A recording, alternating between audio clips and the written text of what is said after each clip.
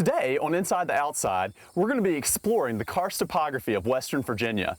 We're going to have a lot of great volunteers and professionals who are going to join us and explain to us just why karst is so important to our everyday lives. So stay tuned, Inside the Outside is next.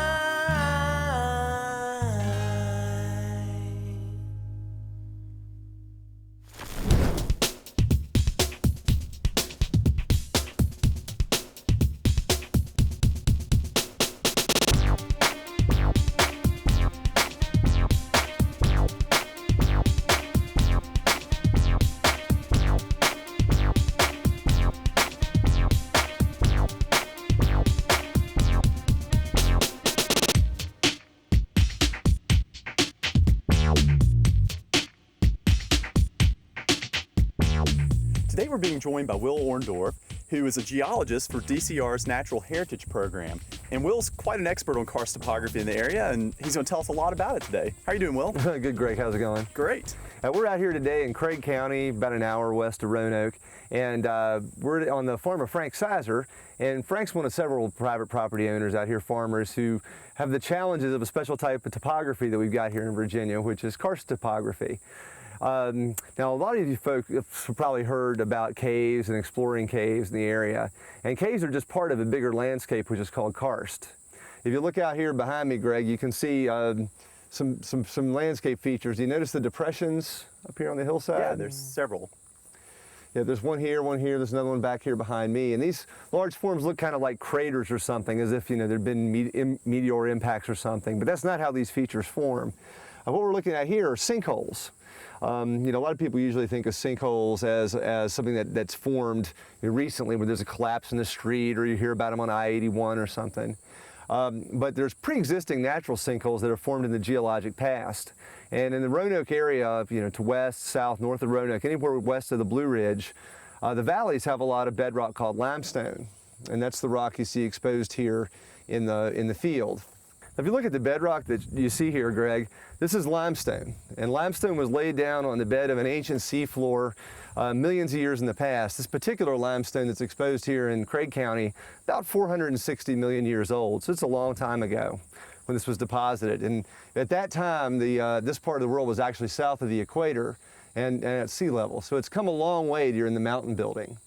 What's interesting about it from this karst perspective, though, is if you look here, you can see where the rock has been eroded away, or more properly dissolved away by acidic water. This is the exact same thing you see underground in the cave. This feature we see right here could be thought of as a roofless cave passage that's been exhumed by erosion. And what happens here is, instead of the water running off, it simply finds these cracks and it goes down. Now, as we'll see later, and I know you've been in caves before, when you're in a cave and you see water dripping in from the ceiling, that water is coming from these places on the surface. What happens is the water dissolves limestone up here, and then when it reappears in the cave, it deposits the limestone back. So it's taking material and moving it from rock into cave formation. In limestone areas, we tend to have large springs. And what we've discovered is that over time, the water that collects in the caves all coalesces in these underground streams and reappears at the surface at springs. A lot of the colonial age homes and things and different facilities were built around these springs, and they were really economically very important during the time this area was settled. Some of these springs still have some economic importance to this day. For instance, there's a spring out at Paint Bank still serves the state fish hatchery that's out there. So they're important features. Wow, well, it looks like the bottom fell out of this sinkhole. What happened here? Well, Greg, that's actually literally what did happen. And a lot of times when the sinkhole bottoms fall in, maybe 1 out of every 50 or 100 sinkholes that happens, and you get an actual entrance into a cave. Now, a lot of the caves in Virginia, there's over 4,000 documented caves, but a lot of them have pretty illustrious names. We have names like Stomp Bottom and Smoke Hole and things like that. Well, this particular one is one of 2 caves in the Roanoke area known as Murder Hole. So you can imagine how that cave got its name.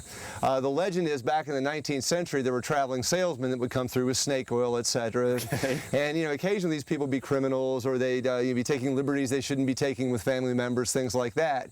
And the caves got some cultural use, hence the name Murder Hole. So the farmers would just trussel them up and carry them on out? Well, that's the legend. Okay, how far down is the entrance right below us? Okay. Well, behind us here there's a pit, and this pit's about 65-foot drop into a cave. And then you go off a cave passage, and eventually leads to some more pits. The total depth of the cave below where we're standing right now is probably about 300 feet. And once you get down there, you actually get to that underground stream that I was talking about later that these sinkholes feed into. Okay. Another neat thing about this area and about any of these karst areas near Roanoke is that within the caves, there are animals that live in these caves that don't live anywhere else. There's an animal called the Newcastle Murder Hole cave amphipod, which is a little crustacean about 1 centimeter long that's been discovered in this cave about 15, 20 years ago. When you say a crustacean, you mean like a crawdad? Or? Right, like a crawdad or a lobster, Okay. but this is a freshwater version. You might see them at springs, people call them scuds, and Okay. some folks may be familiar with that. But in the caves, they're blind, they have no pigment at all, you can see right through them, and they live strictly in the cave environment, nowhere else. And what's interesting, it seems like each little set of caves or each karst area has its own set of animals that adapted for life in that area and don't exist anywhere else. And I guess, this area, you talk about the crustaceans, but there's got to be other things there. Everybody thinks about bats and other small mammals. What else would live in this sort of cave system? Well, bats are a really good point. In fact, we'll go to a cave here in a little while, or go by one, where there's actually a place where the Indiana bat, which is a very uncommon bat, a federally protected bat, lives. And within Virginia, we have about 7 or 8 bat species that live in Virginia's caves. Most of them are pretty common species, and people don't think too much of them. Now, the value of bats, of course, is at night these bats come out of the cave and they eat insects. Yeah, someone told me they eat like 10,000 a piece per night.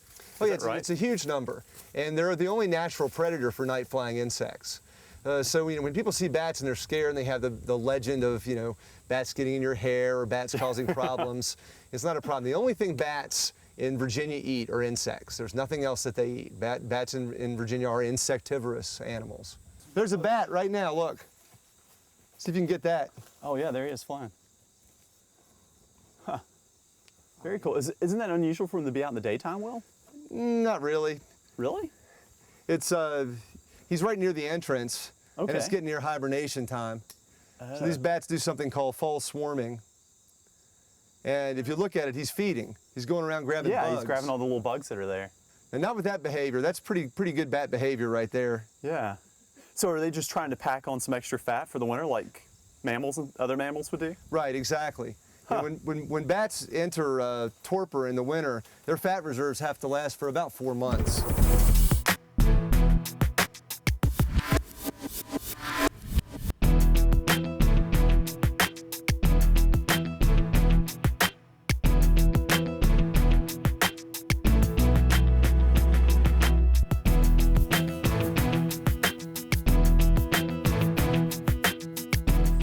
So Will, there's obviously water coming out here right beneath the road, but there's no stream. Where exactly is this water coming from? Well, water is always a problem in limestone areas like this, Greg, because the water flow is all underground, like we discussed, going through the sinkholes. A lot of times people would build houses, though, on the edge of the valley, like this house you see up behind us, because at the edge of the limestone there'd be springs at the base of the mountain slope. This particular watering trough here is being fed by a spring up behind the house, and it's piped here. Once it flows through the trough, however, it enters back to the natural drainage, which flows down here into a sinkhole.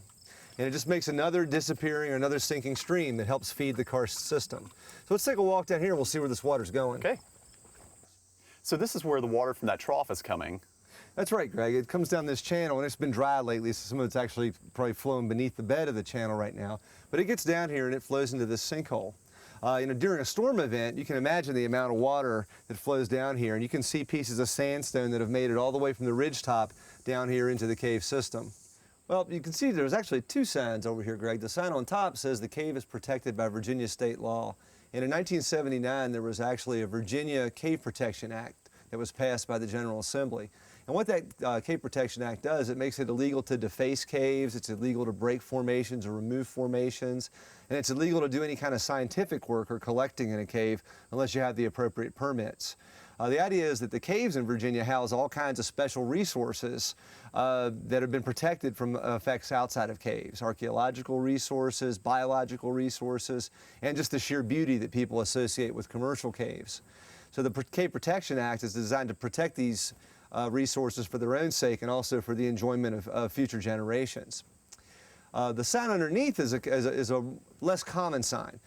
Cave Protection Act applies to all caves in Virginia, but the sign that says closed to all entry is one that's reserved for certain caves, like this one that houses federally protected species. In this case, this cave has a winter population of the Indiana bat.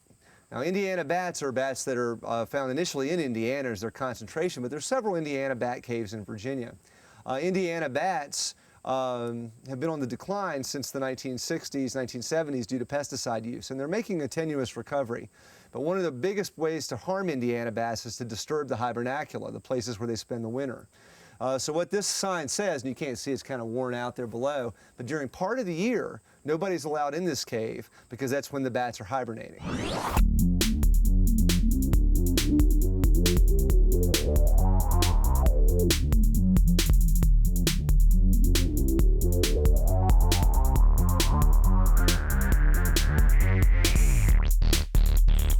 Oh man, well this sinkhole's totally full of junk. I mean, where did all this come from? We're sort of in the middle of nowhere. Well, this is unfortunately one of the land use practices in karst that's been very common over history. You know, a lot of times these karst areas are far away from the cities, and they're fairly rugged terrain, as we've seen. So over the years, people had to find a place to get rid of their unwanted belongings, their trash, dead cows, things like that. And unfortunately, sinkholes were a very convenient place to put that material. And if you're a farmer out and you had a big field with a couple of sinkholes in it, you were really killing two birds with one stone by dumping your trash in there. You could dump your trash, you could also eventually fill in the sinkhole, cover it with soil, and turn it back into productive land. Unfortunately, as we know today, such dumps like these can also introduce contaminants into the groundwater and hurt water quality and habitat. About 5 years ago, the state of Virginia actually started a program where landowners can get money through the state to help clean up sinkhole dumps. Great. And they'll come out and look at your site and they'll say, well, okay, it's approved, and then you incur the expenses and then work with the folks at the Soil and Water District to get reimbursed. And you get reimbursed up to about 80% of what you put into it. Now, Will, we've talked a lot about how there really isn't a lot of surface flow with karst, but obviously here we found ourselves a stream. Where's this water coming from? No, Greg, we have a saying in karst, and the saying is, what goes down must come up. All that water, if it just kept going underground, would just pond up and eventually be on the surface. What happens instead is it finds its way out through the caves and through fractures in the rock to springs. And many of the biggest springs, in fact, most of the big springs in Virginia, are really just cave systems returning to the surface. In some places where we have springs like this coming out of caves, you can actually get into the cave. You can go in, there's a little air space, and you can come into caves, sometimes up to several miles long. In this particular case, however, the cave is completely flooded. Now, this cave that feeds this spring actually is big enough that a scuba diver about 15 years ago actually dove in here. He was able to penetrate the cave a couple of 100 feet until he got to a point where he could no longer go. But all that was underwater. And it's, of course, an extremely dangerous practice to do cave diving or spring diving. But we know for sure that these springs are connected back to those cave systems. The way, other than a direct connection like that we know that this area connects to those sinkholes is through the use of something called dye tracing. During dye tracing, what we'll do is we put a fluorescent dye in the ground. It's a harmless material, approved for use in water supplies. We put it in the ground where the water runs in, and then we go places like this spring and we put charcoal packets in. And the dye will get picked up on the charcoal if it comes through, and it verifies that the water entering the ground at one location came out at a spring like this. A lot of times we'll use dye tracing techniques, what we call breakthrough curves, to determine just how the water is behaving underground. We can put in samplers and take samples ever so often, and we can tell, up to the hour how long it took from the time the dye was put in the ground at a sinkhole miles away till the time that it shows up here at the spring. The big value of that, for instance, suppose we had an oil spill on interstate or on Route 42 up the road here. We want to know where to go to collect that oil before it damaged surface streams, and also how long we had to get the collection material out. So there's a very practical application for those results.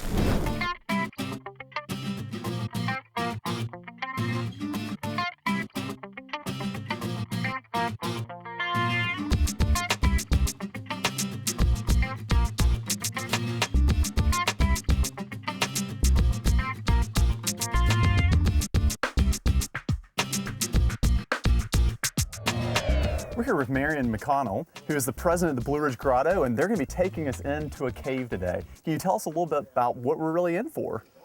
Well, I want to dispel one myth really quick. We are going caving. A lot of people like to say the word spelunking.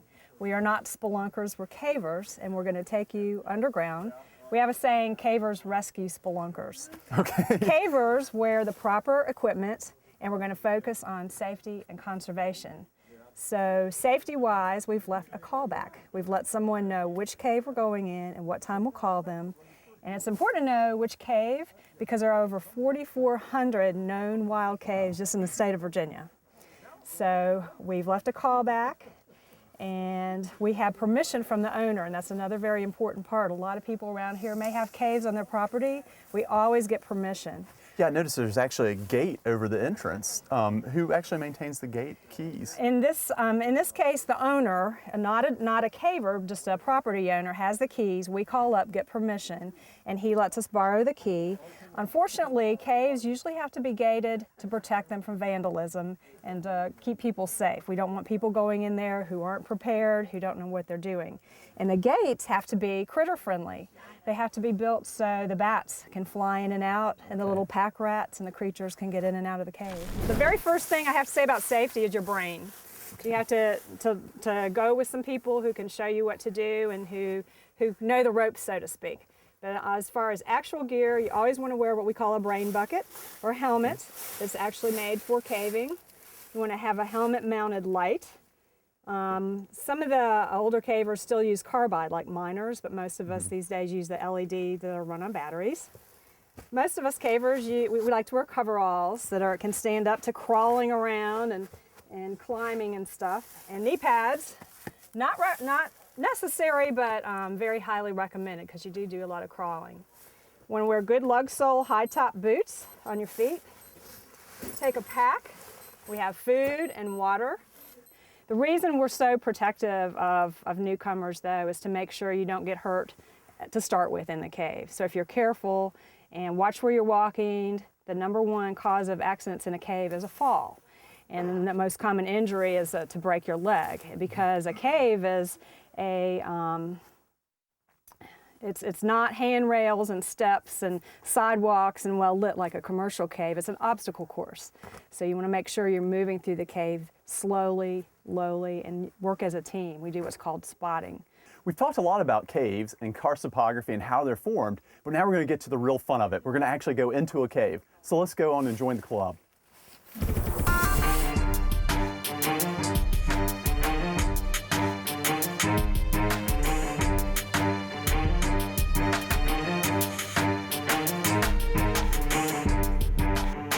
All right, we're in the entrance cave. Marion, why don't you, while everyone's getting ready to go, why don't you tell us a little bit about the formations in here? Okay, well, most formations in Virginia are, of course, we're in limestone, which you talked about, the karst region, and they're created out of calcite. And the beginnings of formations that come from the ceiling are normally called soda straws. They actually look like little drinking soda straws. And when they build up more calcite, they get bigger and become stalactites. Stalac with C for ceiling because they hang down from the ceiling. We may see some later that are stalagmites that come up from the ground. One of the reasons, unfortunately, we have to gate caves is they're very fragile. Caves are a non-renewable resource, and they can be broken, and people will come in and break them off and take them for souvenirs. And that's actually against the Virginia Cave Protection Law. So we want to make sure when we're moving around, we stay nice and low, we don't break any off accidentally with our head, and that we respect the cave environment, because once they're broken, they'll never grow back the same again. Is it true that the oils in our hands will actually stop them from growing as well? Yes, so if you can move through the cave without touching any formations, that's the way you want to move. Now, if it's life or death, and if you're going to die if you don't grab that stalagmite, then if you have to, you have to. But we try not to touch any of the formations. We certainly don't bang on them to make them sound like pipe organs or anything like that. We try to move very, like the NSS motto says, you take nothing but pictures, leave nothing but footprints, and kill nothing but time.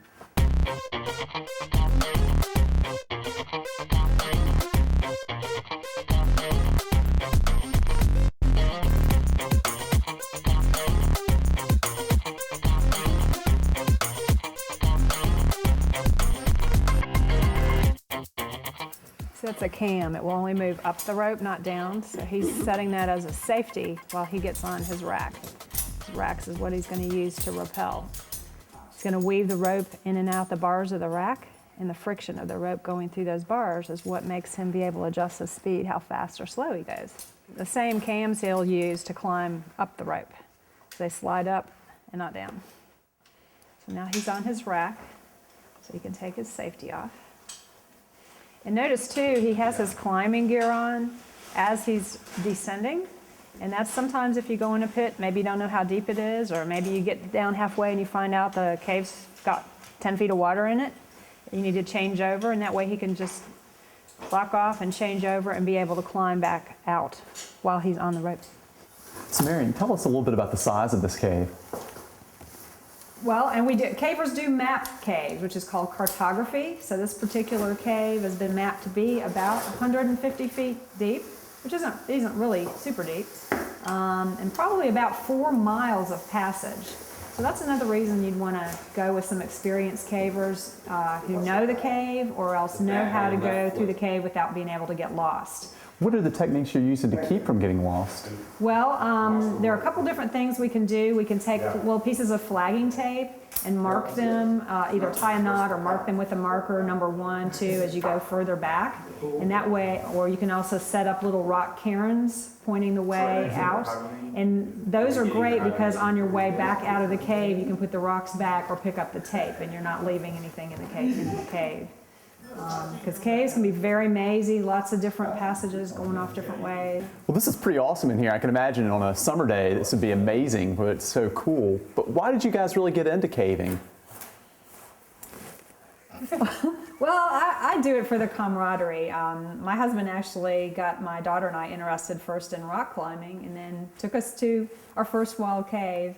And I think it's like going to another planet. But what I love about it is the people that I've met, teamwork. We help each other. We're stepping on each other and shoving each other up a crack, trying to get through things, and just taking care of each other and laughing a lot. So, how about you guys? I got in it because I had a Girl Scout troop at the time, and Marion was with the Parks and Rec, and we had taken our troop several times with them, and then I just got hooked. But I actually like it for the challenge. Can I make it, through that tight hole, or can I climb up that ledge without whining?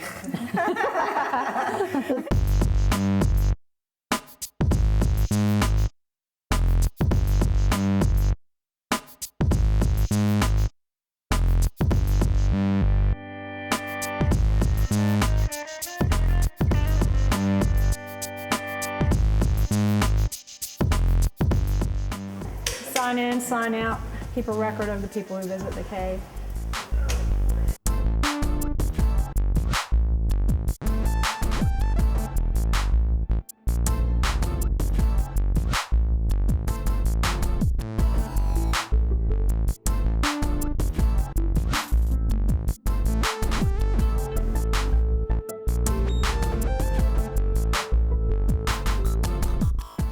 So Marion, tell us about the features in this room.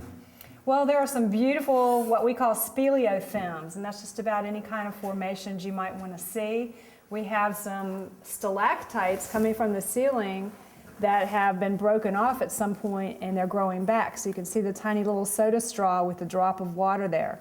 And we're very careful not to touch any of that because we don't want to stop it from growing. We have a column over here. That's where a stalactite and a stalagmite join together.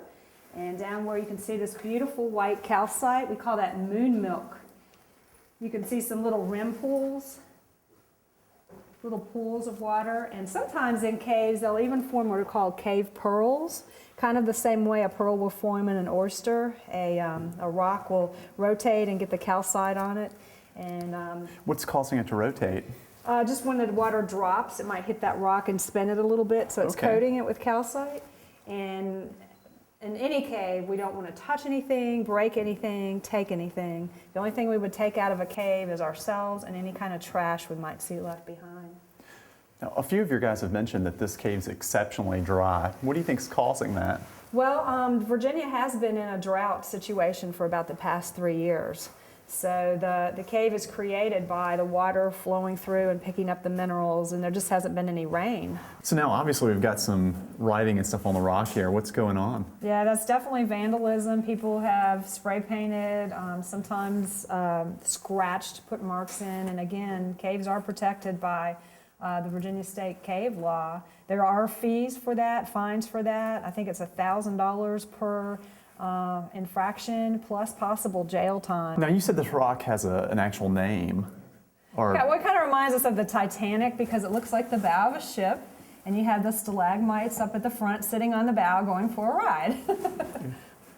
So Leonardo DiCaprio is up there hanging off the front right now. Right, doing the flying thing. And you guys use rock formations and shapes like this so you don't get lost in the cave. Right, they can be great landmarks, and we'll say, oh, I remember the Titanic, and it was pointing this way. I remember the entrance is back that way, so kind of use it as a landmark. Right, this is a really neat formation because you have the soda straws that are very active. I just saw it drop, so they're growing. In general, you can say that calcite probably on average will grow about the end of my pinky in 100 years. So it takes a long time for these to grow. And this is falling on a stalagmite, and you can watch it and it'll kind of just drop right there in that little pit. Here's some popcorn. This is called cave popcorn. See little bumpy things? It almost looks like coral underground. And then another formation that you will sometimes see are called halectites, and that's where the soda straws and the stalactites grow kind of twisted. That one a little bit, yeah. Right up in here, they start going not straight down. They defy gravity, and no one's quite sure what causes them, but they're called halectites.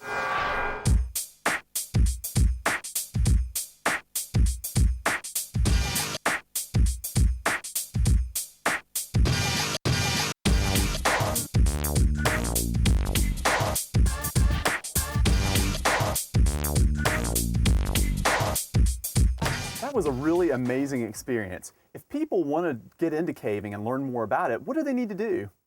Well, we have a local caving club called the Blue Ridge Grotto. It's part of the National Speleological Society, and you can access it or find out about it by looking at www.blueridgegrotto.com. Great. And are there any organized trips that people could get involved with? Yeah, we have through Roanoke City Parks and Recreation, we have beginner and intermediate trips. They can just check out the quarterly that comes out from Roanoke City Parks and Rec or call their phone number. So we have the gear and transportation. It's a very organized trip. For an even tamer caving experience, there's also commercial opportunities nearby at Dixie Caverns, which is located near Salem, Virginia. Till next time, I'm Greg Harmon, and we'll see you on Inside the Outside. Is that good? All right, that's good.